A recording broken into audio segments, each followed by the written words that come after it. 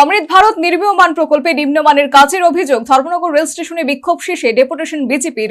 কাজের গুণগত মান নিয়ে কোনো আপোষ নয়, হুঁশিয়ারি বিধানসভার অধ্যক্ষের। অতি নিম্নমানের নির্মাণ কাজ হচ্ছে ধর্মনগর রেল স্টেশনে অমৃত ভারত প্রকল্পে। এমনই অভিযোগ এনে ধর্মনগর রেলওয়ে স্টেশন চত্বরে মিছিল সহকারে স্টেশনের সম্মুখে বিক্ষোভ প্রদর্শন করল ধর্মনগর মণ্ডলের ভারতীয় জনতা পার্টির কার্যকর্তারা। এই বিক্ষোভ কর্মসূচিতে উপস্থিত ছিলেন ধর্মনগরের বিধায়ক তথা রাজ্য বিধানসভার অধ্যক্ষ বিশ্ববন্ধু সেন, সাথে ছিলেন ধর্মনগর মণ্ডলের সভাপতি শ্যামল নাথ।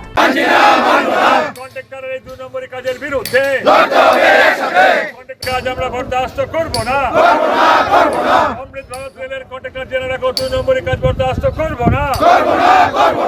রেল যোগাযোগ ব্যবস্থার উন্নতি করতে ভারতবর্ষের বিভিন্ন রেল স্টেশনের সাথে সাথে ধর্মনগর রেল স্টেশনকেও অমৃত ভারত প্রকল্পের আওতায় অন্তর্ভুক্ত করা হয়েছে। বিগত প্রায় 2 বছর যাবৎ অত্যন্ত ধীর গতিতেই অমৃত ভারত প্রকল্পের অধীনে কাজ চলছে ধর্মনগর রেল স্টেশনে।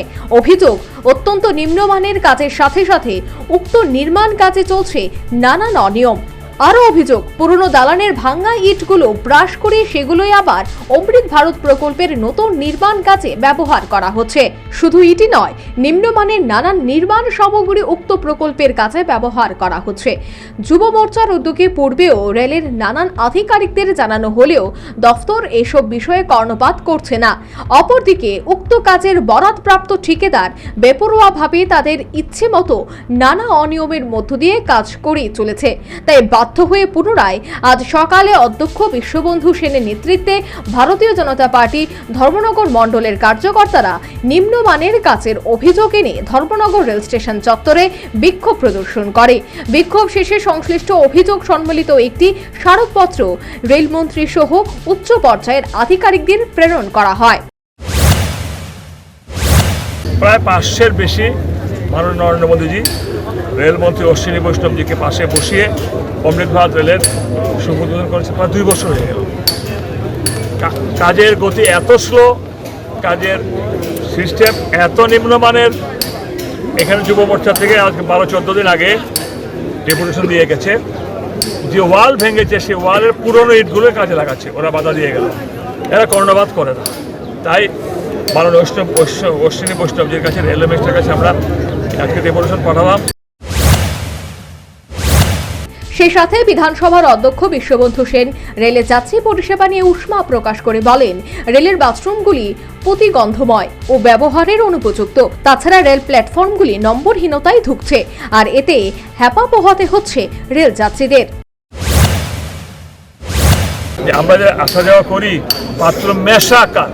11টা থেকে ছাড়লে পরে ট্রেনটা এই ধর্মনগর কিন্তু পরিষ্কার পরিচ্ছন্ন পাওয়া যায়। যে ট্রেনগুলো আসছে দিল্লি থেকে, বেঙ্গালুরু থেকে, মুম্বাই থেকে, সেই বাথরুমগুলো ইউজ করা যায়। যে দূরপাল্লার ট্রেনগুলো যেগুলো 11টা থেকে দূরপাল্লার দিকে যায়, কামরার কোনো নাম্বার থাকে না, electronic board A1, A2, B1, B3, B4। মানুষ ছোটাছুটি করে, টিটিকে জিগায়, রেলকে জিগায় কোথায় পড়বে এই কামরাটা, কোথায়, মাঝখানে যান, সামনে যান, পেছনে যান। যদি ইলেকট্রনিক বোর্ড লাগানো থাকতো B1, B2, B3 বা A1, সেই প্যাসেঞ্জার নির্দিষ্ট সেই ইলেকট্রনিক বোর্ড দেখে সে নির্দিষ্ট কামরার সামনে অটো চালাতে পারে, হুড়াহুড়ি হয় না। শাসক দল বিজেপির নেতা কর্মীদের অভিযোগ, অমৃত ভারত প্রকল্পে ধর্মনগর স্টেশনে চলছে অতি নিম্নমানের কাজ।